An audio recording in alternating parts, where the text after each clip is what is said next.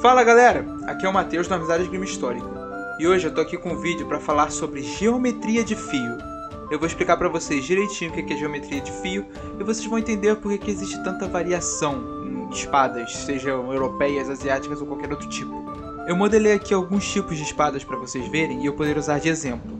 Nós temos uma espada de uma mão típica da Idade Média na Europa. Do lado dela temos uma espada do período viking. Ao lado dela temos uma katana. E por último, uma estoque de duas mãos. Bem, vamos começar então com a espada d'armas. Esse é um bom exemplo de uma espada d'armas. Então, o que significa a geometria do fio? Bem, vamos pegar a lâmina e cortar ela ao meio e ver o que tem dentro. Esse é o lado de dentro da lâmina de uma espada d'armas. Se vocês puderem ver direitinho, ó, ela é o que se chama de hollow grounds. O que significa? Ela tem no meio uma parte mais elevada, né? Uma parte mais grossa. E o fio ele é criado meio que numa curva. Tá vendo? Ele não é reto, ele não desce reto. O fio é criado numa curva. Ele não é reto. O que isso significa? Significa duas coisas. Primeira coisa, o fio ele vai ter um ângulo menor. É bem senso comum até de que quanto menor o ângulo do fio, mais afiado ele consegue ser. Por exemplo, se você fizer um fio no ângulo de 90 graus, né, como se fosse um quadrado, isso daqui, virando de lado aqui, esse fio daqui não vai cortar. Isso daqui não vai cortar nada, porque o fio ele tem que ter um ângulo que quanto menor for, mais afiado vai ser. Claro, ele também vai ser mais frágil, mas tem que ter um equilíbrio aí. Um ângulo de 20 graus, 25 graus, por aí é um ângulo bom. Com esse tipo de geometria do fio, você consegue ter um meio mais grosso, né? E um fio com um ângulo pequeno. O que isso significa? Que vai ser uma espada que vai conseguir cortar, vai cortar razoavelmente bem, pelo menos, e que vai ser muito difícil de dobrar. Por quê? Porque o meio dela é grosso. Então, bem complicado de dobrar, vai estocar muito bem. E lâminas mais grossas, além de estocar bem, perdoam mais na hora de cortar. Quanto mais fina a lâmina, mais certa tem que ser sua técnica para ela cortar bem. Esse tipo de design de fio era bem comum em espadas do tipo 18 na tipologia do Oakshott, por exemplo. São espadas ali do século XV, um pouquinho antes, um pouquinho depois. Agora vamos para a espada do período viking. Vamos ver a geometria do fio dela. Bem, quando você tem um sulco, um fuller, como você quiser chamar, o que acontece? No meio da lâmina você vai ter o sulco, obviamente. Qualquer parte que você cortar ali a lâmina que tiver com o sulco, vai estar o sulco ali. Então ele está presente. Para que serve esse sulco? Ele serve para diminuir o peso total da lâmina. Como ali, né, ela não ia mudar muito de grossura, que vocês estão vendo ali que a grossura dela está variando bem pouco, né? É mais ali no finalzinho que ela fecha para o fio. O que isso significa? Se você tirar ali material ali do meio, você não vai perder muito a resistência a dobrar dela, ela vai continuar mais ou menos igual.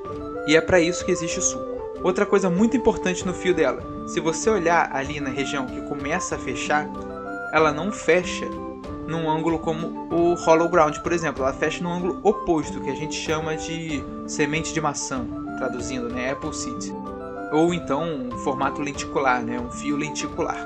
Essa é uma outra possibilidade de fio que vai cortar muito bem e vai ser muito resistente.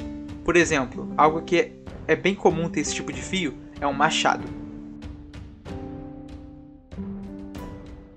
Agora o queridinho de muitos aí, né? Vamos ver uma das possibilidades de geometria de fio para uma katana. Bem, diferente de todas as espadas que nós vimos até agora, a katana só tem um fio. O que isso significa? Significa que ela pode ser muito mais grossa do que espadas com dois fios no seu ponto mais grosso.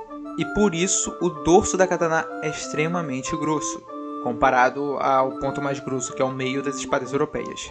E por isso você dificilmente vai conseguir dobrar uma katana entre muitas aspas. Por quê? Porque uma katana tradicionalmente feita você consegue sim dobrar com um golpe muito pesado, então pisando nela, alguma coisa do tipo. Outra coisa muito importante é que mesmo ela tendo essa grossura, ela pode ter um ângulo de fio bem pequeno, né? 20 menos de 20 graus. Isso vai deixar o fio dela bem afiado. Eu não entendo tão bem assim de fio de katana, então talvez tenha uma coisinha ou outra aqui e ali que talvez não esteja muito certo, mas por volta disso daí é como o fio de uma katana seria. Agora vamos ver o fio de um estoque. Essa é uma das possibilidades de geometria de fio para um estoque, a mais comum. Você vê aqui que ele é muito grosso, ele não vai dobrar. Só que ele também é praticamente um quadrado. O que isso significa? Você também não vai conseguir cortar. Olha o ângulo desse fio. É muito grande. Você não consegue transformar isso num fio. Por mais que você tente afiar, você não vai conseguir transformar isso num fio. E por isso que a geometria de fio ela é tão importante dependendo da espada que você for usar. Por isso que algumas espadas não vão cortar. Mas isso daqui, estocando, isso vai estocar qualquer coisa, porque isso não vai dobrar. Toda a energia vai ser transferida para o corpo que isso daqui está estocando. Então, quando você for adquirir uma espada, fazer uma espada, estudar sobre uma espada, qualquer coisa, você tem que olhar a geometria de fio da espada.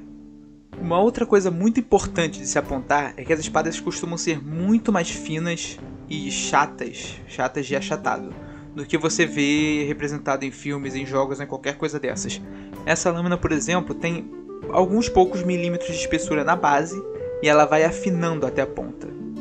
O nome que a gente dá para isso, das espadas irem afinando até a ponta, na grossura, é distal taper.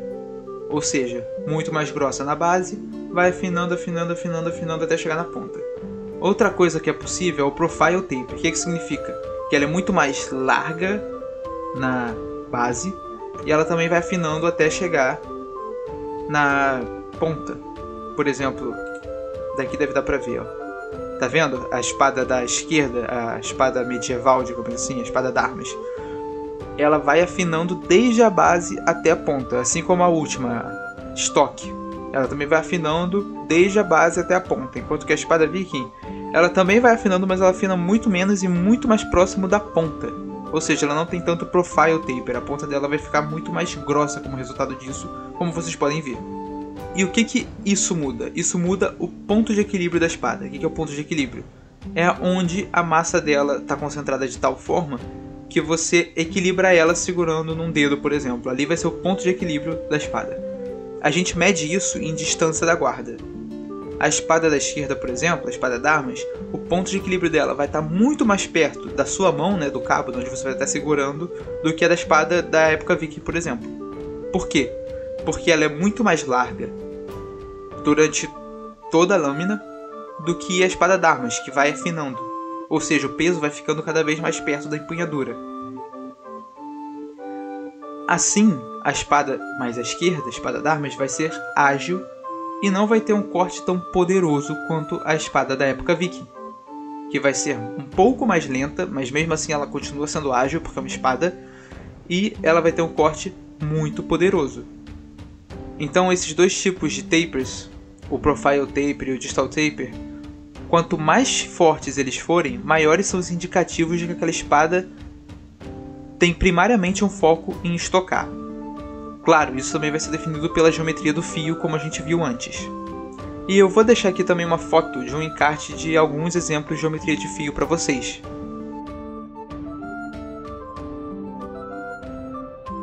Mas por hoje eu vou ficar só nisso aqui. Então, se você gostou desse vídeo, deixa um joinha aí embaixo. Comenta aí o que você achou, se você tem alguma espada ou qualquer lâmina em casa e qual o tipo de geometria de fio que você consegue. Comenta aí se você tem alguma espada ou qualquer outra lâmina em casa e qual tipo de geometria de fio você observa nela. Dá uma olhadinha ali, chega bem pertinho com o olho, obviamente cuidado para não se cortar, e vê que tipo de geometria é essa.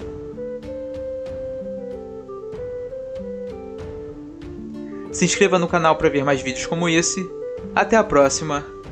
Tchau!